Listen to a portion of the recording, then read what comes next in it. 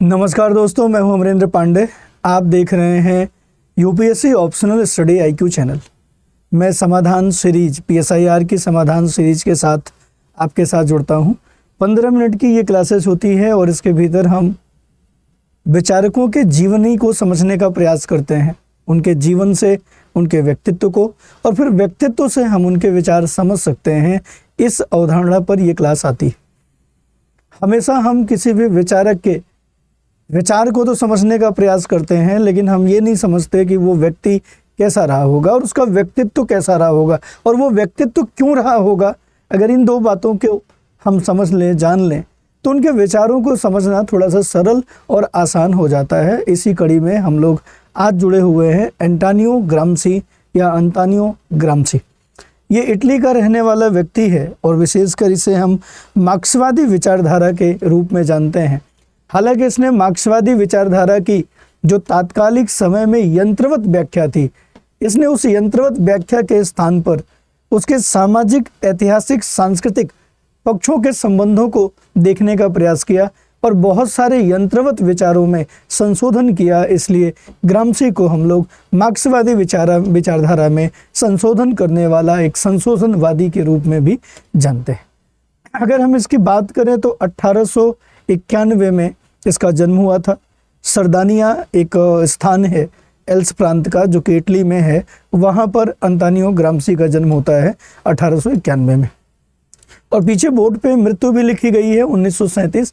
मतलब Antonio Gramsci की अगर हम आयु की बात करें तो आयु बहुत लंबा नहीं रहा है। मात्र 46 वर्ष की आयु कुल अंतोनियो ग्राम्सी की देखी जा सकती। स्टार्टिंग इनके पिता सामान्य परिवार से थे। 7 बच्चे थे। 7 बच्चों में अंतोनियो 7वें नंबर का सबसे छोटा बालक था। पिता के साथ कभी संबंध बहुत मधुर नहीं रहे अंतोनियो ग्राम्सी के। हाँ, माता के साथ सब संबंध हमेशा अच्छे रहे। लिहाजा माता की जो सरल व्यक्तित्व था, जो अच्छी अभिव्यक्ति थी उसका, और मिलनसार विचार था, मिलनसार व्यक्तित्व था, उसका प्रभाव ग्राम्सी पे देखने को मिलता है। और ग्राम्सी का भी कुछ व्यवहार ऐसा ही था। इन्होंने अच्छी पढ़ाई लिखाई की, पढ़ने में ठीक ठाक थे, अच्छे थे। बाद में इन्होंने साम्यवादी विचारधारा को जब पढ़ा तो साम्यवाद से बहुत ज़्यादा प्रभावित हुए। 1911 में ग्राम्सी ने ट्यूरिन विश्वविद्यालय से एक शानदार अपना शैक्षणिक करियर शुरू किया। यहाँ पे वो सोशलिस्ट यूथ फेडरेशन के संपर्क में आए और सोशलिस्ट पार्टी, जो कि 1914 में बनी थी, उसमें सोशलिस्ट जो पार्टी थी उसमें 1914 में ये शामिल हो जाते हैं। प्रथम विश्व युद्ध के दौरान बड़ी गहराई से ये मार्क्सवादी विचारों का अध्ययन करते हैं और बाद में इस विचारों के एक अग्रणी सिद्धांतकार के रूप में भी बन के ये आते हैं। फिर उन्होंने बहुत सारा काम किया इटली में। खुद इन्होंने एक पार्टी बनाई। इन्होंने खुद मार्क्सवादी व्यवस्थाओं में लोकतांत्रिक प्रक्रिया से चलने वाला संगठन बनाया, जिससे कि जो पहले से ट्रेड यूनियन थे उनका कंट्रोल थोड़ा सा कम होने लगा। इन्होंने अपनी एक पार्टी बनाई और उस पार्टी में इन्होंने काम किया। खूब सारे इन्होंने हड़ताल किए, खूब सारे इन्होंने प्रोटेस्ट किया। और इसी दौरान इटली में मुसोलिनी की सरकार आती है और मुसोलिनी की सरकार के द्वारा इनकी खुद की पार्टी को अवैध घोषित कर दिया जाता है, गैर कानूनी। और अंतोनियो ग्राम्सी के ऊपर समाज को बहलाने, फुसलाने और गलत दिशा में ले जाने के लिए एक मुकदमा चलाया जाता है। और इस मुकदमा में फांसीवादियों की तरफ से न्यायाधीश से ये मांग की जाती है कि इस व्यक्ति के दिमाग को कम से कम 20 वर्षों के लिए काम करने से रोकना होगा। नहीं तो इस व्यक्ति का दिमाग अगर काम करता रहा तो ये समाज को एक अलग दिशा में मोड़ने का प्रयास करेगा, जो समाज के लिए हितकारी नहीं है। और ऐसी दशा में इन आरोपों के साथ ग्राम्सी को गिरफ्तार किया जाता है और ग्राम्सी को 20 वर्ष की जेल की सजा सुनाई जाती है। 20 वर्षों तक अंतोनियो ग्राम्सी को जेल में रख दिया जाता है। अब अगर हम ग्राम्सी के विचार को देखें तो एक लेखन का कार्य और विचार का काम अभी तक ग्राम्सी कर रहा था, जो पूरी तरीके से पॉलिटिकल था, राजनीतिक था। जब तक ये जेल में नहीं गया, जब तक गिरफ्तारी नहीं हुई है, तब तक जो लेखन रहा, जो सिद्धांत निर्माण रहा, वो पॉलिटिकल रहा, राजनीतिक रहा। लेकिन जब इसे जेल में डाल दिया गया तो जेल के दौरान इसने देखा कि राजनीतिक गतिविधियां तात्कालिक हैं, क्षणिक हैं, लाभ से संबंधित हैं, जबकि वास्तविक अर्थों में सामाजिक बदलाव बहुत जरूरी है। और जब सामाजिक बदलाव की बात आई तो इसने जेल में जाने के बाद अपना जो फोकस क्षेत्र रखा वो सामाजिक और सांस्कृतिक रखा, सामाजिक और सांस्कृतिक। और जेल के भीतर भी इसने लेखन प्रक्रिया, चिंतन प्रक्रिया को जारी रखा। और इसकी जो पुस्तक है, इसकी जो महत्वपूर्ण रचना है वो सांस्कृतिक और सामाजिक व्यवस्थाओं पे ही है, जिसे हम लोग जेल नोट्स के नाम से जानते हैं। किस नाम से जानते हैं? जेल नोट्स के नाम से जानते हैं, प्रिजन नोटबुक के नाम से जानते हैं। अर्थात जेल में रहने के दौरान जो चिंतन, जो काम किया ग्रामसी ने, उस बात को हम जेल नोट्स या प्रिजन नोटबुक के रूप में देखते हैं, जो ग्रामसी के मरने के बाद काफ़ी दिन बाद प्रकाशित हुआ। ये जो प्रिजन नोट्स बुक है आप देखेंगे तो ये 1975 में जाके प्रकाशित होता है, 1975 में, जबकि ग्रामसी की मृत्यु 1937 में हो चुकी होती है। और बाद में ग्रामसी के इस प्रिजन नोट्स बुक ने, जो उसने जेल में रहते हुए जो चिंतन किया, और उस चिंतन जब बाहर आया तो ये मार्क्सवादी सिद्धांतों को बहुत संतुलित और व्यवस्थित करने वाला माना गया। और ध्यान रखिए, इस नोट्स बुक में जो ग्रामसी है उसने सर्वहारा शब्द की जगह सबाल्टर्न शब्द का उपयोग किया। इसीलिए अंतानियों के द्वारा एक नया चिंतन शुरू किया गया, जिसको हम लोग सबाल्टनी चिंतन के नाम से जानते हैं। ये सबाल्टर्न कौन है? तो सबाल्टर्न जो समाज में दलित है, वंचित है, जो समाज में पिछड़ा है ना, उनको एक नया नाम, उनको एक नया शब्द दिया, जिसको सबाल्टर्न कहते हैं। और ये सबाल्टर्न हमेशा शोषित स्थिति में रहा है, और इस सबाल्टर्न द्वारा कभी भी अपनी अभिव्यक्ति नहीं की गई, और अपनी अभिव्यक्ति न किए जाने के कारण हमेशा सत्ता पे जो लोग हैं, जो सैन्य वर्ग है, वो काबिज है।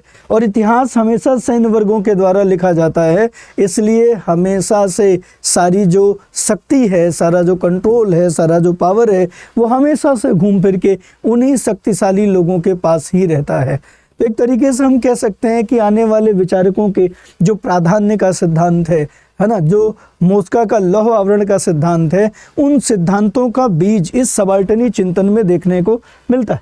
इनका कहना है कि जो कुछ भी हम समझते हैं, जानते हैं, वो सब कुछ समझना, जानना इसलिए हमें थोड़ा अलग दिखता है क्योंकि उन सब का लिखने वाला जो वर्ग है वो समृद्ध वर्ग है।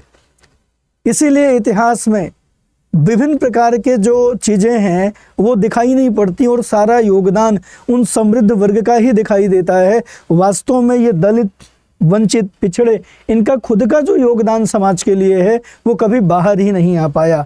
बाहर क्यों नहीं आ पाया? क्योंकि इतिहास लेखन हमेशा समृद्ध लोगों के द्वारा हुआ। इसलिए जितने भी बड़ी बड़ी युद्ध गाथाएं या अच्छाइयाँ, वो सब समृद्ध लोगों के द्वारा ही है। और ये दिखाया जाता है कि समृद्ध लोग ही देश के लिए त्याग कर रहे हैं, जबकि वास्तविक अर्थों में किसी राष्ट्र को बनाने में, किसी समाज को बनाने में सबसे महत्वपूर्ण योगदान इस दलित, वंचित, पिछड़े का है, जिसने अपना सब कुछ दिया और खुद किसी प्रकार का क्रेडिट नहीं मिला। और ये क्रेडिट ना मिलने के पीछे सबसे बड़ी दिक्कत क्या है? सबाल्टनी इतिहास ही नहीं है। इतिहास लेखन ये सबाल्टन करते ही नहीं है। अगर इन सबाल्टनों द्वारा इतिहास लेखन शुरू हो जाए तो इतिहास में जो योगदान होगा, इतिहास का जो तरीका होगा, इतिहास का जो रूप होगा, वो अलग ही होगा। क्यों? क्योंकि ये खुद व्यक्ति जेल में रहते हुए इन चीज़ों को बड़े नज़दीक से महसूस करता है कि जो फांसीवादी दिखा रहे हैं वो दिख रहा है लोगों को। और फांसीवादी हैं कौन? वही लोग जो समृद्ध हैं, जो सत्ता पे काबिज हैं। और पूरा इतिहास लेखन कौन कर रहा है? वही। इसलिए योगदान भी किसके बाहर आ रहे हैं? उन्हीं के। जबकि जो वंचित रह गए, शोषित रह गए, पीछे रह गए, दबे रह गए, उनका तो पक्ष ही नहीं आ रहा, उनका तो दृष्टिकोण ही नहीं आ रहा। तो इसने अधिसंरचना, आधार, अधिसंरचना, सर्वहाराओं का उनसे संबंध, सामाजिक संबंध, अंतःक्रिया, इन बातों पे ध्यान दिया। और इसने मार्क्स के विचारों का सामाजिक सांस्कृतिक स्वरूप पे ज़्यादा बल दिया, अंतर संबंधों को देखने का प्रयास किया, न कि मार्क्सवादी विचारों के यंत्रवत करने का प्रयास किया। इवन मार्क्सवादी विचारों का जो यंत्रवत शाखा थी, उन शाखाओं की इसने कटु आलोचना भी की। और ये सब ये क्यों कर रहा है? क्योंकि इसके जीवन में ऐसा ही है। फांसीवादियों के द्वारा ये 20 वर्ष के लिए जेल में पूरी तरीके से निरुद्ध कर दिया।